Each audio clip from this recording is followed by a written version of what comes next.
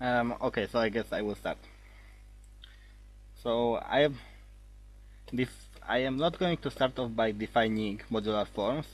Instead, I want to start off by giving some motivation for this definition. I'm going to start with a different problem, and the usual definition of modular form is going to come up out of it. So the problem which we are going to be concerned with starts off by considering lattices in C, in the space of complex numbers. So if we consider the complex plane, a lattice in it is just a certain set of points which are evenly spaced, something like this. The characteristic feature of lattices in any space is that we can distinguish two vectors, omega 1 and omega 2, such that any point in this lattice considered as a vector can be written as a sum or a difference of a number of copies of these vertices. So for example, this vector here, I should be writing the letters larger, I guess. This point here can be written as 2 times omega 2 plus omega 1. And since this is the complex plane, this is C, we can consider operations on lattices. If we have some complex number alpha, and I will be noting this, so say this is a lattice lambda. If we have some alpha, which is a complex number, not 0, we can consider the lattice alpha lambda, which we get by multiplying every element of the lattice lambda by alpha. So for it, this is alpha L for L belonging to lambda. And once again, I apologize for hello Elken. I apologize for the webcam being out of focus and low quality, but this is the best I have. I am really surprised by the fact that this setup even works. My webcam is standing on my lamp. Okay, so we can multiply the lattices by complex numbers. And now we are going to consider functions with arguments being different lattices on the complex plane. And I want, we are not considering arbitrary such functions. We want these functions to satisfy certain homogeneity property. More precisely, if we have some lattice gamma and we multiply it by alpha and apply our function f, then we want this to be equal to f of our lattice lambda multiplied by this constant alpha to the power of minus k. When we have such a function, we usually call it homogeneous with degree minus k, equal to this exponent here, this minus k. So this is the kind of function we are interested in.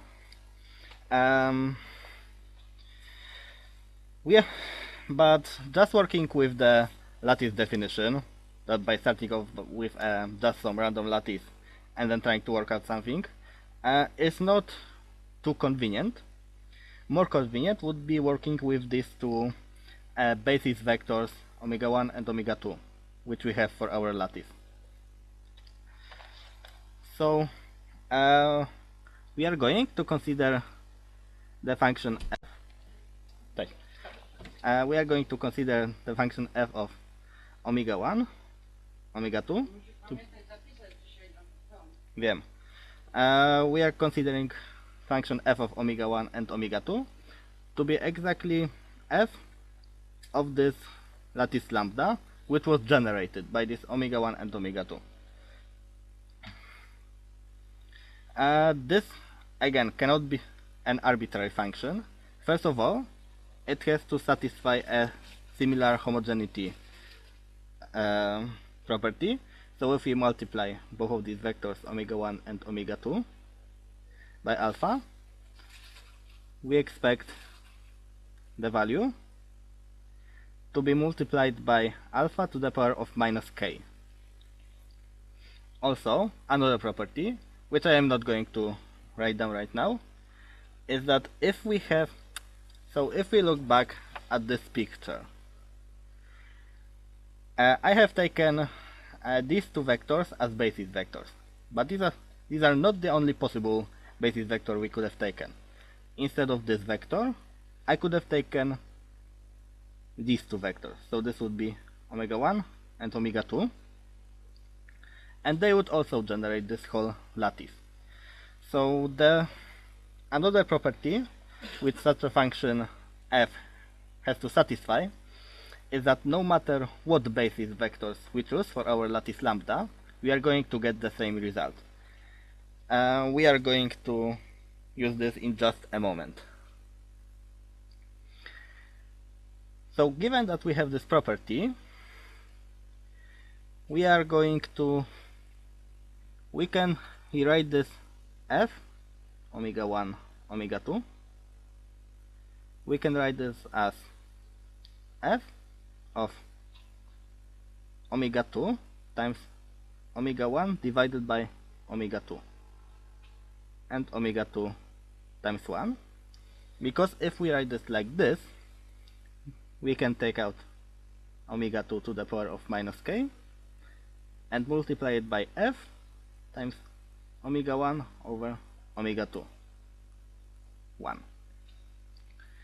So in a way, this function of two complex variables is completely determined by a function with the second variable fixed, and only the first one is now varying. So I am going to write this as little f of, first this factor omega 2 to minus k, and then little f of omega 1 over omega 2. So this way, every homogeneous function on all lattices is somehow determined by a function of one variable, omega 1 over omega 2.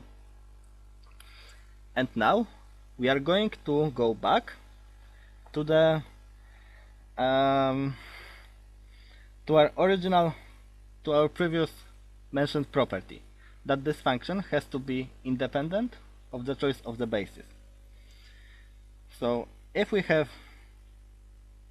so let's say our lambda is generated, so I'm going to write it like this, by some complex number z and 1.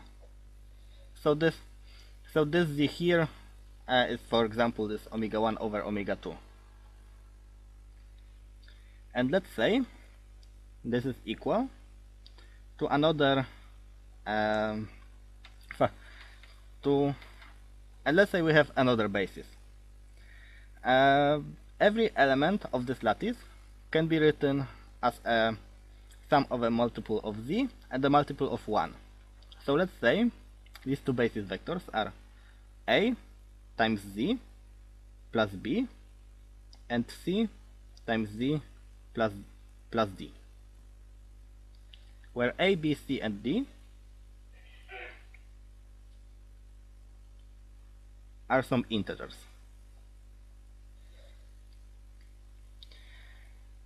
The property of these two vectors also being a basis of the same lattice can be written as a simple relation between these four numbers.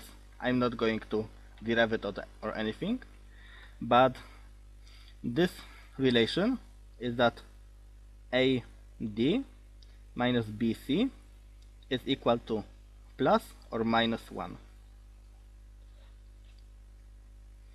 So now if we have such numbers AD and BC, if we have such numbers a, b, c, d, which satisfy this, then we want our function to satisfy, as before, f of z1, so this is just f of z. We want this to satisfy f of az plus b is equal f of az plus b and cz plus d. Now we are going to apply the same trick as before. We are going to divide everything by cz plus d. So this is going to be cz plus d to the power of minus k, f of az plus b, cz plus d, and 1. Hello Kamzi. I am not sure whether they are available on Steam. You would have to look. I have bought them on. I have got them somewhere else, not on Steam. So we can write this as cz plus d to the power of minus k times f of az plus b over cz plus d.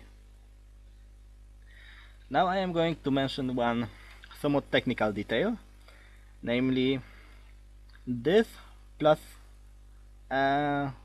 with this plus minus 1 we can actually restrict ourselves to just the quadruples of numbers with this number equal to plus 1, and to do this we have to put one single restriction on the numbers omega 1 and omega 2. Namely,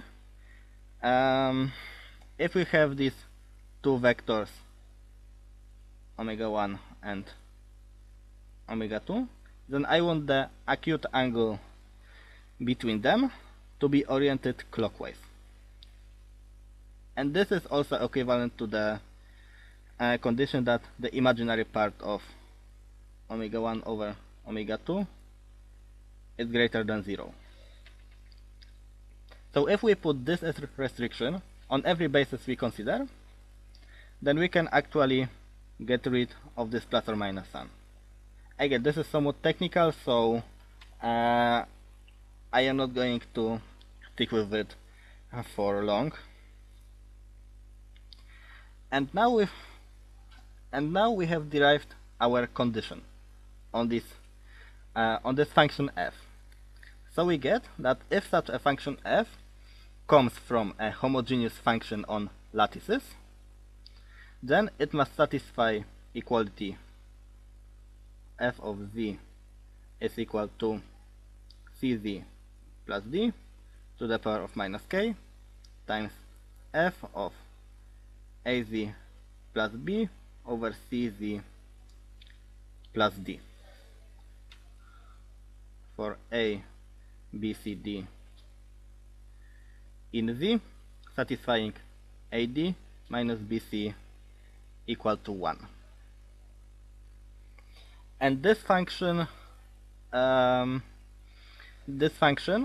is going to be defined on numbers satisfying this property. So z is going to belong to the subset H, which is the upper half plane. So this is z in C satisfying imaginary part of z is greater than 0. So with this we have derived the usual definition. Well, this isn't fully the definition of the modular form yet. To get to a modular form we have to put a few more conditions. First of them is that this function f is a smooth function. Yes, I would agree, a better camera would be of much help, but unfortunately I only have this one available, and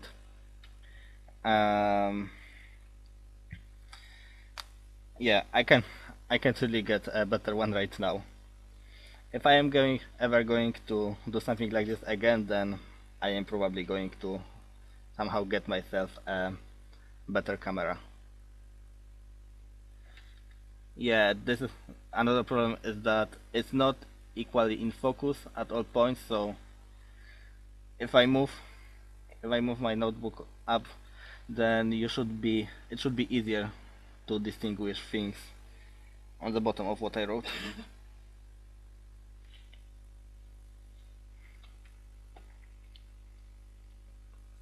Okay, so the condition on this function f, which we will also want to satisfy, is that we want it to be a somehow smooth function. If you know some calculus, then you are most likely aware of the notion of differentiability. We want this function f to be differentiable, but actually in complex analytic sense. So it's just the same definition as in real case, but with complex numbers. This is actually quite a strong condition on the function f, but for now we will probably be good with just thinking of this as a smoothness condition. And there is also a condition of smoothness at the cusps, which I will talk about this. I will talk about it later. So if we just have this is a smooth function satisfy this property, then we call f a modular function.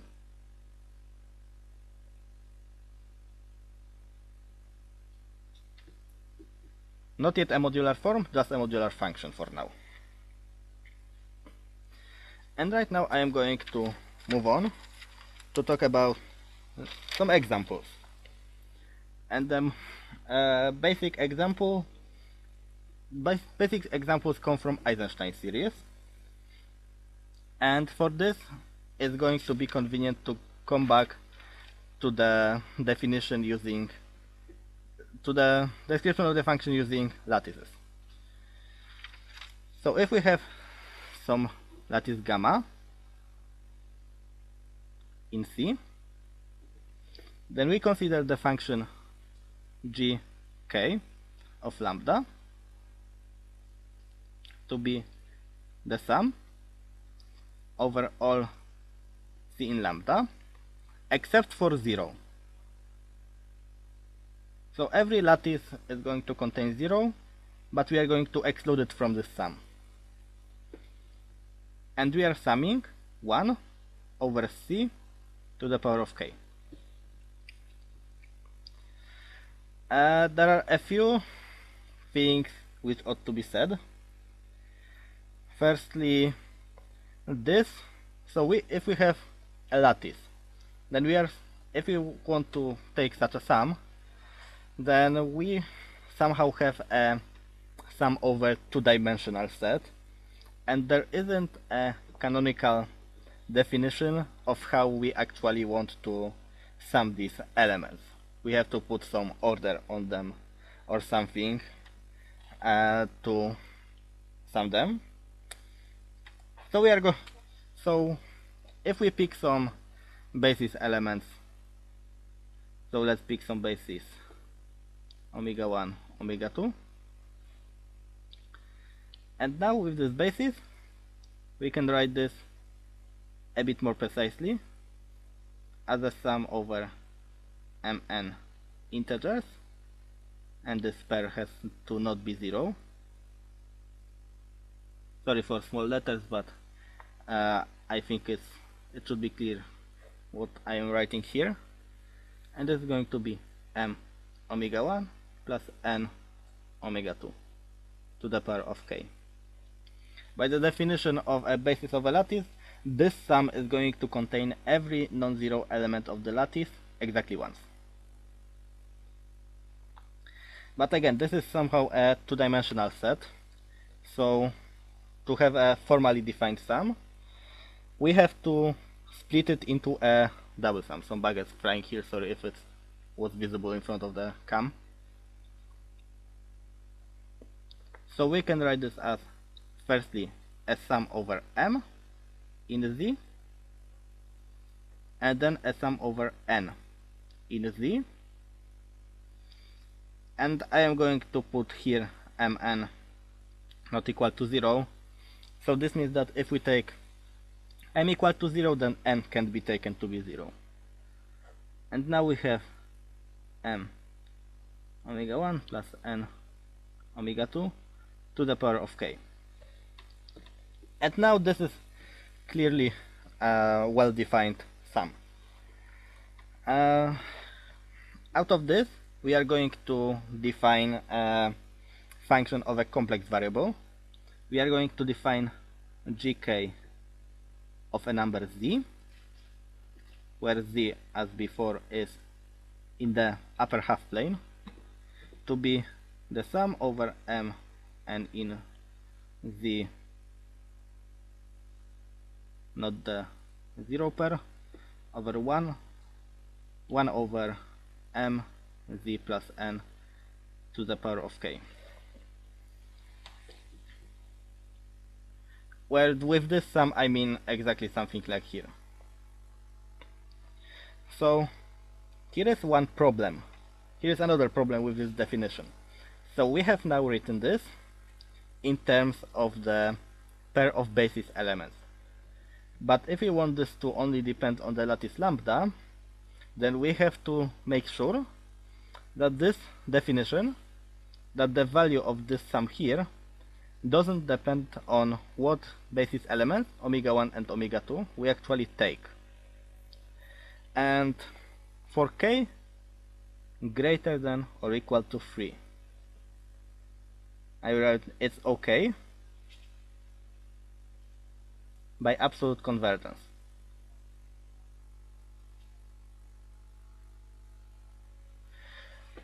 So if k is greater than or equal to 3, then the terms of this series are tending to 0 quickly enough so that we can, without any problem, rearrange this series without any issue.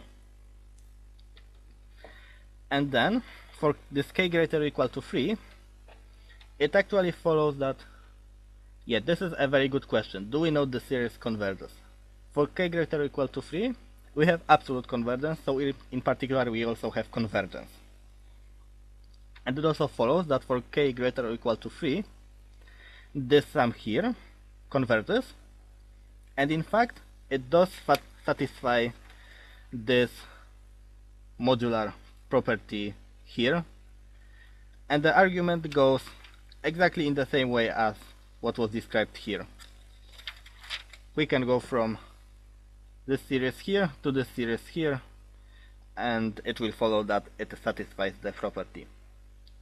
For k, oh yeah, and k is an integer. I don't want to do complex multiplication with complex exponentiation with non-integer exponents, so I'm going to be assuming that. For k less than or equal to 1, it doesn't converge. And that's basically the end of the story. If we look at here, then we get basically the harmonic series, and it's not going to converge to any number. K equal to 2 converges,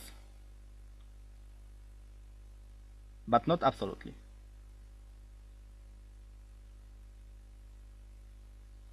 Yes, it is very special, not absolutely. To show that it converges, we have to actually look at how we can't bound individual terms, but we can bound these terms here, and then this whole series will be seen to converge.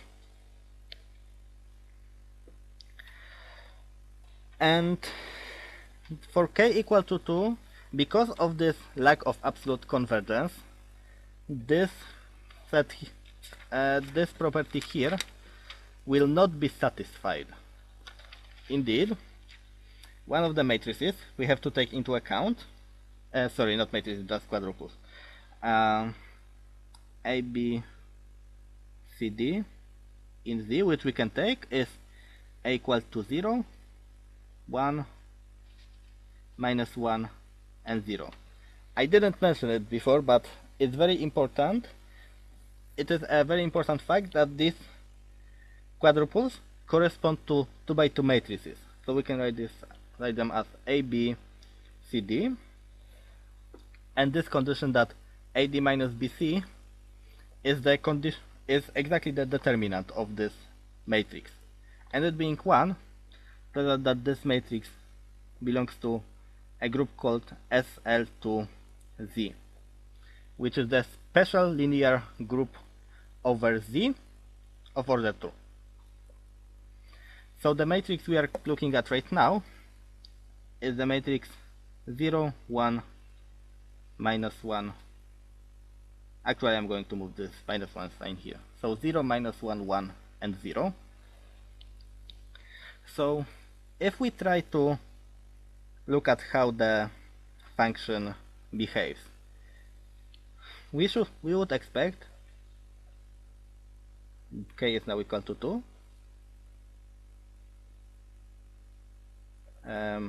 Z squared times G2 of Z.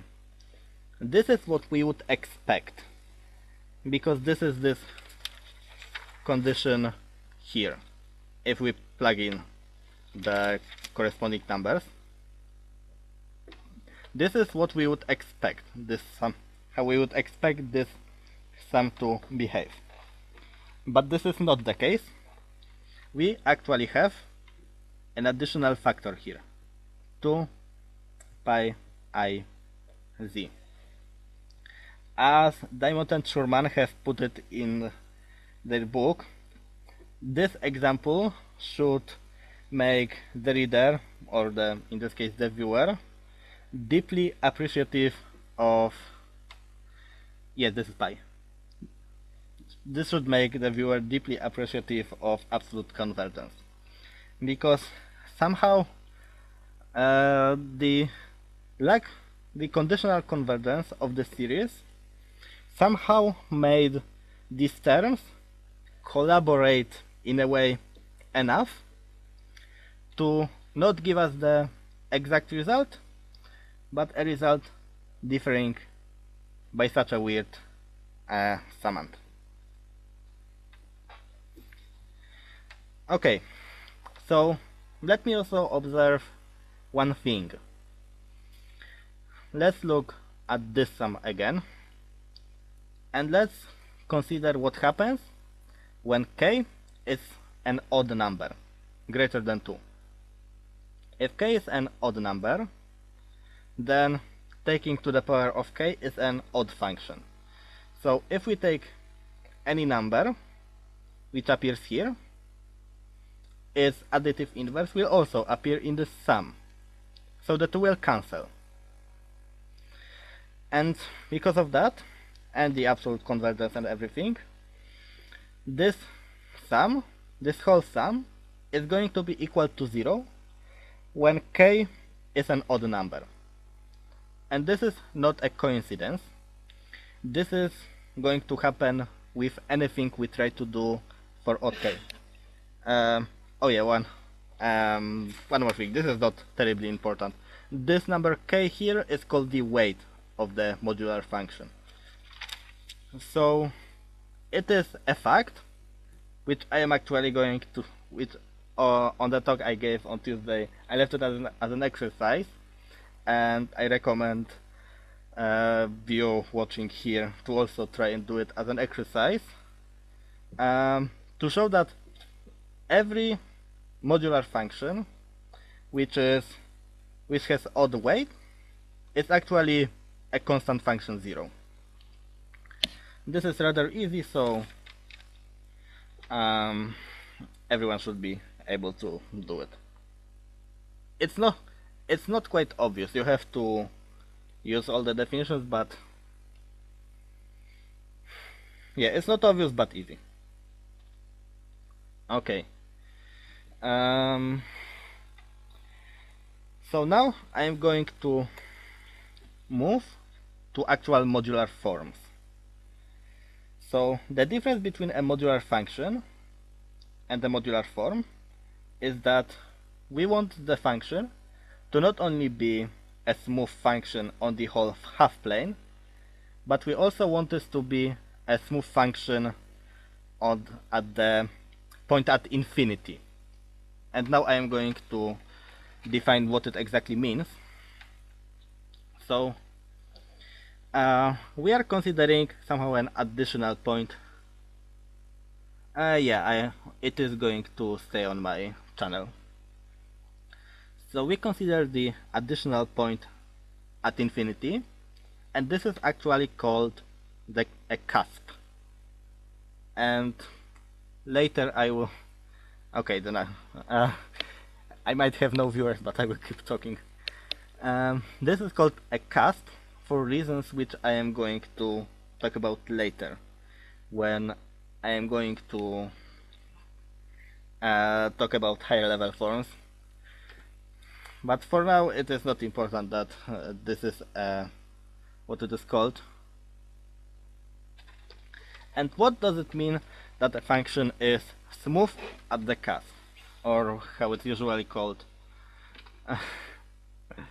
I'm glad, Elken, I have at least one viewer who is staying here no matter what. I forgot what I was saying just now. Okay, so the actual definition is like this. So if we consider the complex plane, this is the real line, and this here is our half plane H. And this is where our function f is defined. So you have f from here to the complex numbers. And if we consider a number, numbers from this complex plane with increasingly high imaginary values, so somehow we are considering points which are traveling to infinity in the vertical direction. It may happen that such a function has a limit at this vertical infinity. So I am going to write a lim of imaginary part of z going to infinity f of z. So I am going to say that if this limit exists,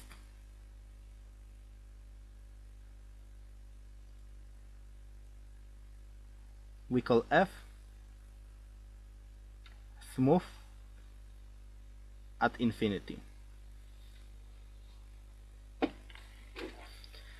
So with this, so now if f is modular, so satisfies these functional equations from before, and smooth at infinity, we call f a modular form.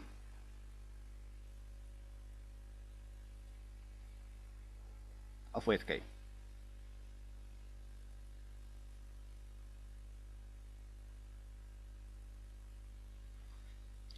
And this is the full and actual definition of modular form. Well, maybe possibly modulo this definition of smoothness I was talking about before. And now I am and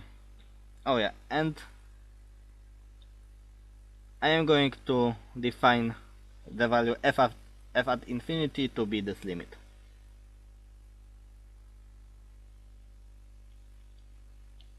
F of z.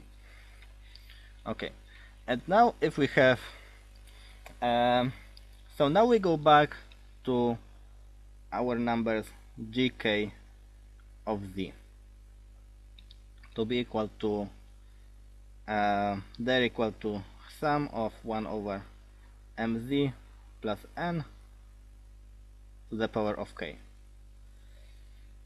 I am not indexing this sum, they are always over the same thing. If we try to consider the limit as imaginary part of z goes to infinity, then all of these terms are going to tend, all of these terms are going to tend to 0, except for the ones with m equal to 0. So we would like to say that this sum, as imaginary part of z tends to infinity, this goes to the sum over n not equal to 0 of 1 over n to the power of k. And this is indeed true. This is indeed what happens, but it's not justified as easily as saying that other terms go to 0, so the whole thing goes to this. In order to justify this limit, we have to actually appeal to some facts about uniform convergence. So this sum, if we look at the other terms, the one with z with m not equal to 0, then they do tend to 0, and then they tend to 0 uniformly. So they actually go as a whole thing, they go to 0 fast enough to actually make this limit true.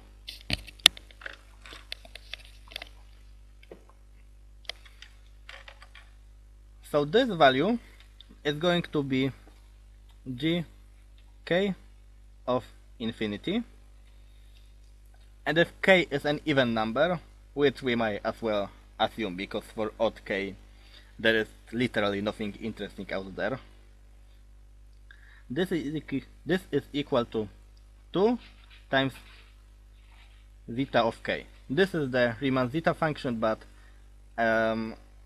it's not really this is literally how the zeta function is defined. This is nothing fancy going on here. For our own later convenience, we are going to define ek of z to be the normalized Eisenstein series, which is going to be gk of z divided by gk of at infinity. This is again, oh yeah, and because this limit exists, we know that Eisenstein series are they are modular forms, and similarly this is going to be a modular form. This is a constant here, so it's easy to check. And indeed we have ek at infinity equal to 1.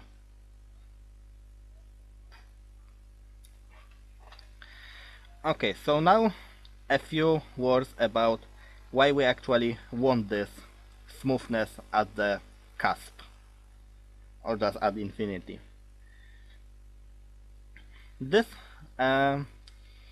so this condition is actually, oh sorry, I didn't notice, you didn't see it. This condition is actually quite restrictive. There aren't many modular functions which satisfy this condition. In fact, there are very few in a way which we can really quantify functions which are modular functions and which satisfy this condition. And this is a theorem. So for k less than 4, there are, and I am everywhere assuming k is even now, there are no modular forms of weight k. And for k between 4 and 10, there is, and I'm going to put it in quotes, essentially one modular form.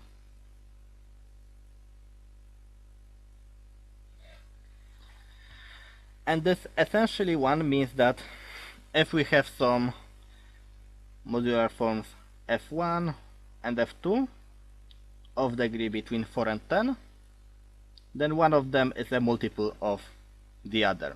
It is literally the other one multiplied by some constant here.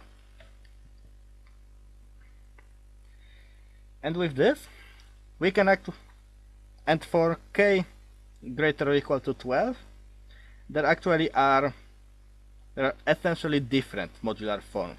We can actually say exactly how many there are, but for that we would have to have some linear algebra, and we'd have to talk about the dimension of a vector space, which I am not really willing to do.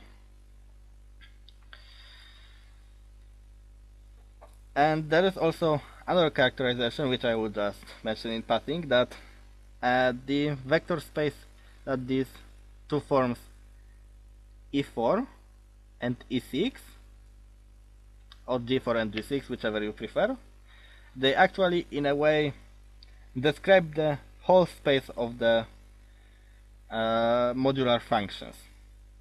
Every modular of modular forms. Every modular form can be written in terms of this. And I'm going to give two quick examples. I'm going to flip the page for that.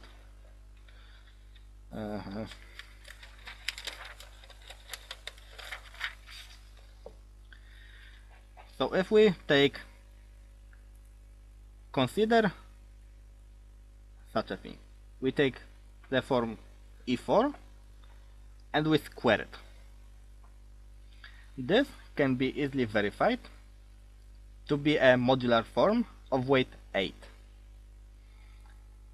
In more generality, if we have a modular form of weight k and another one of weight l, the product is going to be a modular form of weight k times l. So this is going to be a modular form of weight 8, but we also know that this is a modular form of weight 8. And by the theorem, which I have just written, this means that these are essentially the same modular form. They can only differ by a constant. But I claim that they are in fact exactly equal, that these are the same modular form, and this is because they have the same value at infinity. E4 has value 1, E8 has value 1, so we have equality at infinity, so we have to have equality everywhere. Similarly, we can write E4 times E6 equal to E10. Writing a general modular form using these two is more difficult, but can be done as well. So now I am going to move to something which is less obvious and something which does require some background. So this can be viewed, what I am about to talk about, this can be viewed in two different ways. Either we can see this as actually expanding a function into a Fourier series, and for that reason I am actually going to say that this is a Fourier expansion. Or we can transform the function and apply and expand it into a Laurent series, which is a very well understood analytic thing. But I am not going to explain in detail how either of these works. I am just going to write it. So if we take a matrix 1, 1, 0, 1, this is a integer matrix with determinant 1. So using the functional equation, this tells us that f of z plus 1 is equal to f of z. And since this is a periodic function, we can do this Fourier expansion or Laurent expansion stuff. And this tells us exactly that f of z can be written as a sum from k. K is a bad choice. From n equal to minus infinity to infinity of an, this is just some constant number, times e to the power of 2 pi I n times z. And it has become customary to write this as sum from n equal to minus infinity to infinity of an times q to the power of n, where q is simply defined as e to 2 pi I z. And the fact that this function f, so this can be done if f is a modular function. If f is a modular form, we also have this smoothness at infinity. And this translates nicely into the condition on the Fourier expansion. Namely, we have an equal to 0 if n is less than 0. So we are in fact having a sum from n equal to 0 to infinity. So I am actually going to just replace this here, from n equal to 0 and from n equal to 0. And a very neat thing is that this Eisenstein series, which I have described before, have a very nice Fourier expansion. So ek is equal to 1 plus some constant ck, which I will briefly mention in a second, times the sum from n equal to 1 to infinity of sigma k minus 1 of n times q to the power of n.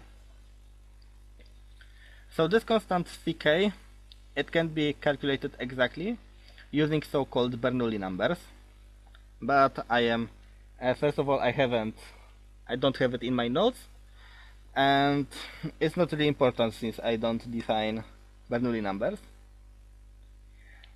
But I will just note that C4 is equal to 120 and C8 is equal to what was it?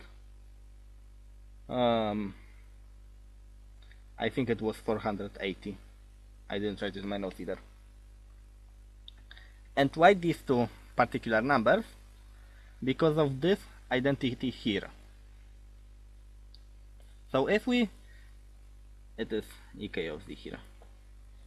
I technically should have written e4 of z and everything with z here, but I think it's clear. Sorry. If we plug in the value, these Fourier expansions to this equality here, we are going to have to get an equality of two power series or Fourier expansions, and since they are equal, they have to have the same coefficients, and this actually gives us a very neat identity involving this. Oh yeah, I didn't define what these things are. So sigma k minus 1 of some number n is the sum over divisors of n, positive, of d to k minus 1. So we are taking all divisors of n, taking them to k minus first power and adding them up. So we actually get from here a very neat equality of between the two between the two divisor functions. So we actually get, if we do all the calculations, sigma 7 of n is equal to sigma 3 of n plus 120 sum from m equal to 1 to n minus 1, sigma 3 of m times sigma 3 of n minus m. So this can be seen as the first application of modular forms. We actually got from all these somehow a little bit random considerations, we get such a equality between two arithmetic functions. And to the best of my knowledge, this equality doesn't have any other proof, or at least I don't know of such a proof, which wouldn't use this whole machinery of modular forms. So I suppose this is noteworthy in and of itself. So now I'm going to talk about, in my opinion, without a doubt, the most important modular form, and this is denoted by delta of z. Welcome back. This delta is in fact that same delta which we write when we compute the discriminant of the quadratic equation. This function is in fact called the modular discriminant for a very good reason, which I'm going to talk about in a minute or two.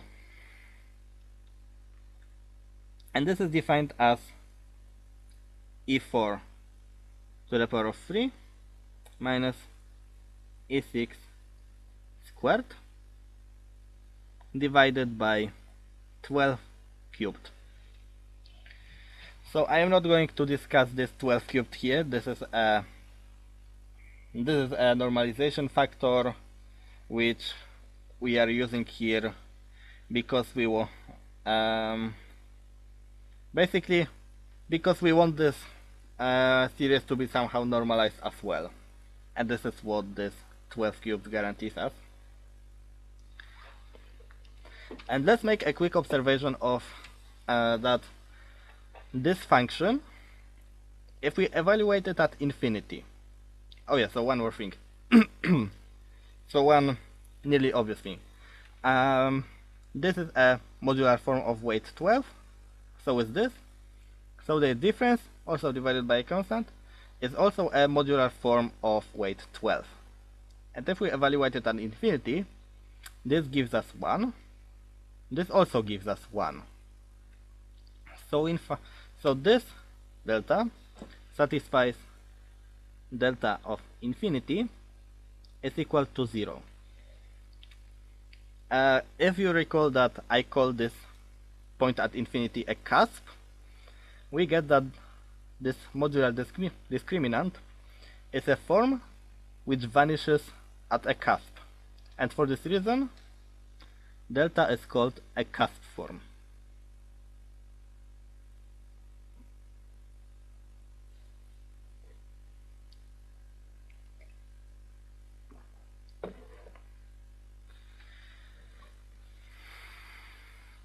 We also have a related and also very important function. This is what I'm going to write now is a modular function, but it's not a modular form. We take j of z. This function is called the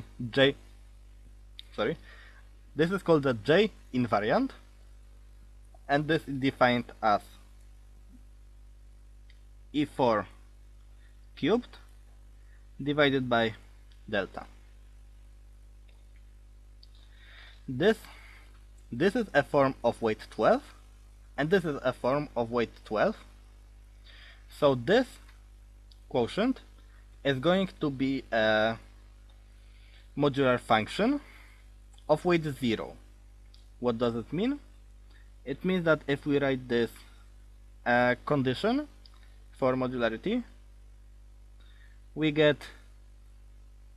in fact get just invariance of this function under such transformations. So so now I am going to say what does it have to do with the discriminants in quadratic functions.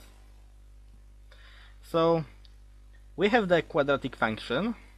So if we have a quadratic polynomial, then we can associate with it a number delta, which is called the discriminant. There is in fact a general definition of the discriminant for any polynomial. In particular, we have discriminants of polynomials of degree 3. And this number, delta of z, turns out to be the discriminant of the polynomial 4x cubed minus 60 times g 4 of z times x minus 140 g 6 of z. So if we have such a cubic, then its discriminant is going to match with the discriminant given by this formula. And there is also this thing called a elliptic curve. So this is just a polynomial. If we now write such an equation, y squared is equal to this cubic, the solution set of such an equation is called an elliptic curve. And elliptic curves are a very interesting object of study. There is a lot of places where they are applied. The most famous one is probably the proof of Fermat's last theorem, which we actually are going to discuss briefly later.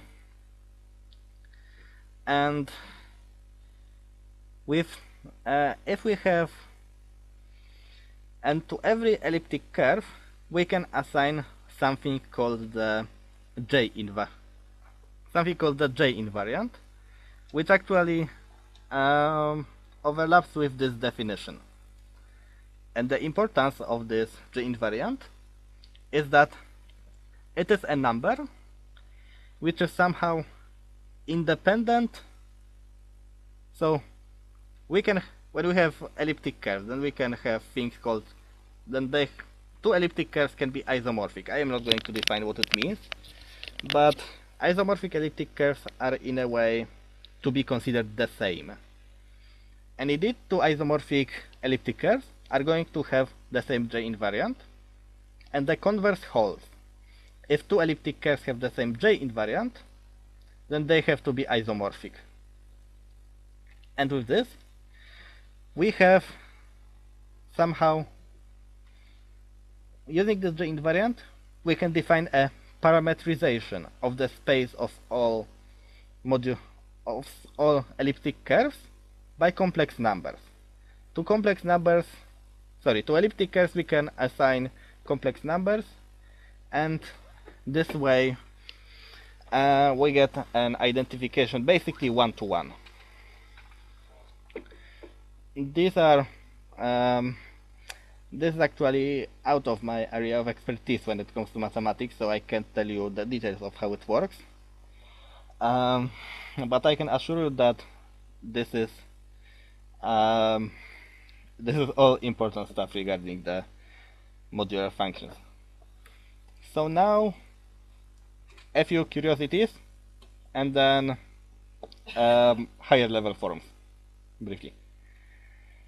So if we have this form delta of z, and let me briefly recall you what this number q was. Q was e to 2 pi I z, and we are expanding functions using such sums. So it turns out that delta of z has a very cute expression as a product, namely it is q times the product from n equal to 1 to infinity of 1 minus q to the power of n to the power of 24. And there are reasons of why we have 24 in this exponent. There are many reasons. Pamiętam, mamo. And one of them, I've actually started writing a blog post about, but I have somehow abandoned it because the calculations went ugly. And Wikipedia article states that this can be traced back to the Leech lattice being 24 dimensional, but yeah, I don't even know. And as a Fourier expansion, we can write this as the sum of, so we are going to start from 1 because this is a cusp form, from 1 to infinity, q to the power of n with coefficients tau of n. And these coefficients, this function tau is defined using these coefficients.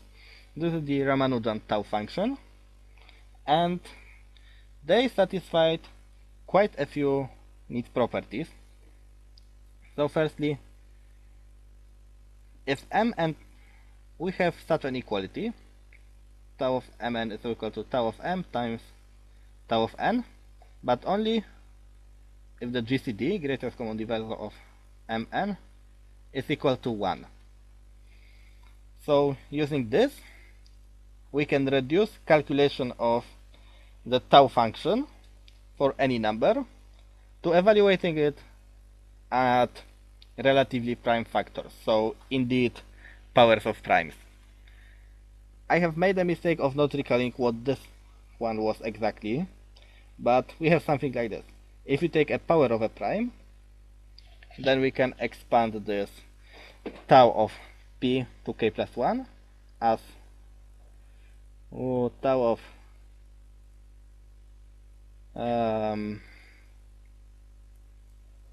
something like p to the power of 11 tau of p to k minus 1, no, tau to pk, minus tau of pk minus 1 times tau of p. Again, I don't recall how exactly it went, but it was something like this. So using this, we can reduce evaluation at powers of primes to evaluation at just primes themselves. And while there is no neat formula for tau of p, we have a bound. Tau of p, the absolute value of tau of p, is less than 2 times p to the power of 11 over 2. These three facts are three Ramanujan conjectures regarding the tau function. These two were solved rather quickly, and they have quite easy proofs using theory of Hecke operators on modular forms. This one, however, this one took a while to prove. This was proven by Deligne. I can't remember when exactly, but maybe in 60s or something. And this is one of the most difficult theorems in mathematics, because to prove it, Deligne had to use all the algebraic geometry which Grothendieck has developed in order to prove something called the Riemann hypothesis for function field curves, and then applying this to a correct curve gave such a bound. Dobrze. So this is really not an easy theorem, but the end result is quite neat, and there is a lot of interesting ideas involved on the way. So now, to finish off, I am going to say a few words about how to generalize this, and this is going to be about higher level modular forms. So recall that I am going to rewrite the defining condition of a modular form of a modular function, I would probably say. We have such an equality for a, b, c, d in z, and ad minus bc equal to 1. So this is a modular function of weight k, and this is going to be of level 1. If you want to consider higher levels, then we require f to be of we require f to satisfy this equation, but only when c is divisible by some number n. This is some fixed natural number. And if f satisfies these conditions when n divides c, we call f modular function of weight k and level n. This can actually be generalized to n to something called congruent subgroups and even non-congruent subgroups, but for us this is the only thing that really matters. And having this, we can actually and also cusps. So now I am going to say why cusps are called cusps and why infinity is called a cusp. So if we have such a function, we had this condition that when we go to infinity, that this function has a limit. For modular functions of higher levels, we will have more conditions. Namely, we will have a condition for infinity, but also for every rational number. So if this is the real line, and we consider some point here, let's call it q. Then we want to somehow have that if a point is approaching q, then we will also have a limit. But we are not requiring the point to approach it from any way, but rather we only require this if a point approaches q from such a, there you have it, cusp shaped region. So we want the limit for points coming to q in such a region to have a limit at q. So such a q is called a cusp, and if this limit exists, we will call f modular function regular or smooth at q if the limit exists. And now f is going to be a modular form if it is a modular function and it's smooth at all the cusps. So at infinity there, and also at every rational number here.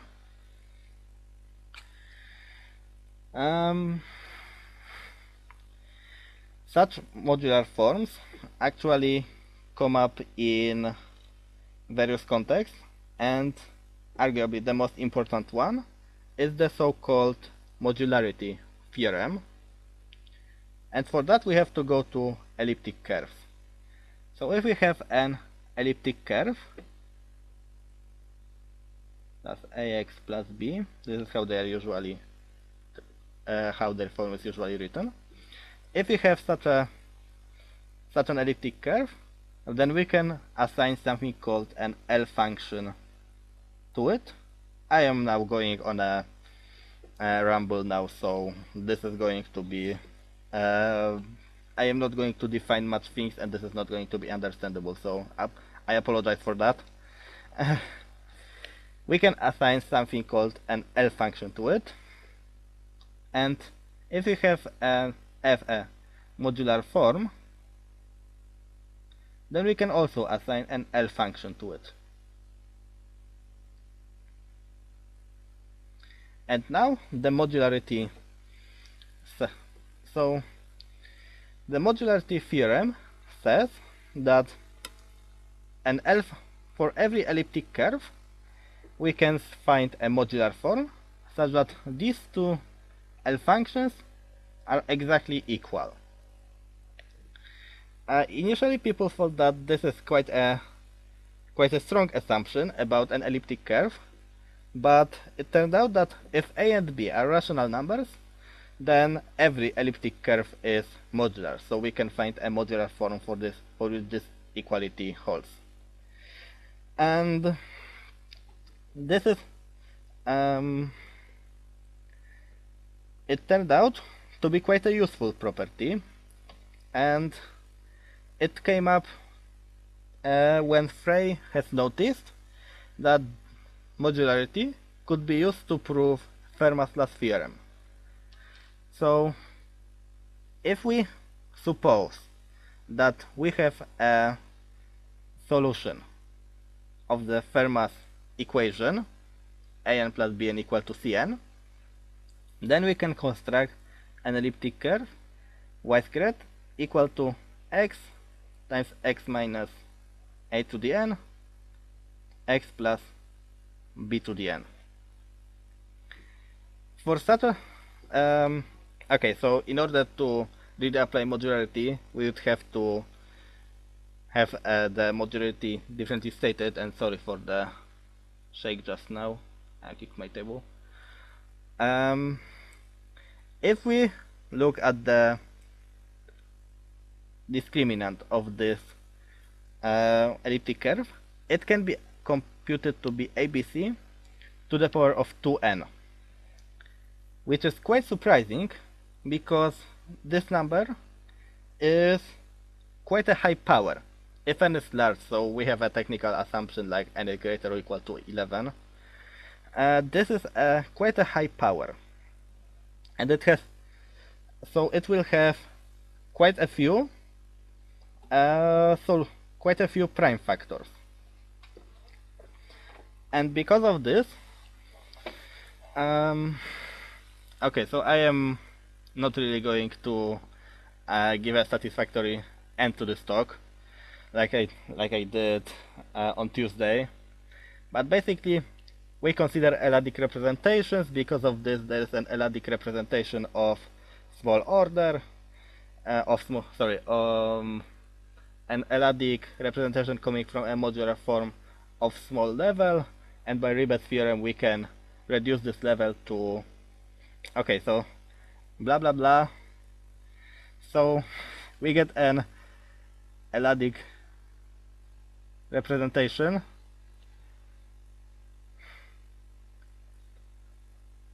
coming from a cast form of weight 2, so of k equal to 2 and n equal to 2, and literally the last sentence in the yes, L-adic representation. The last sentence in the proof of Fermat's last theorem is that there is no such cast form, so we get a contradiction. So this is a very unsatisfactory account of the proof of Fermat's last theorem. And I've been rambling for an hour and 20 minutes. This took me like 10 minutes more than it did on Tuesday, so probably because of the technical issues. Okay. Yeah, this is going to be it. So thank you everyone for watching, and yeah, this is going to be available for later for the two of you who said they have to leave. I guess one of them was Rabbit and he is back, so yeah, Kamzi, I hope you enjoyed the VOD. So thank you once again for watching, and see you later.